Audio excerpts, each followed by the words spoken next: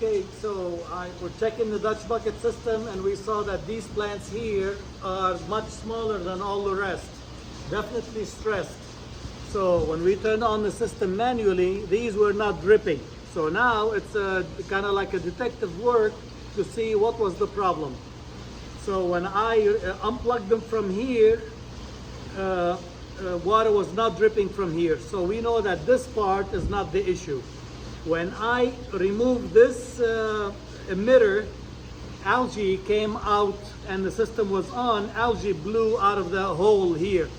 So there was algae inside this half-inch tube that clogged this emitter and nothing was dripping here.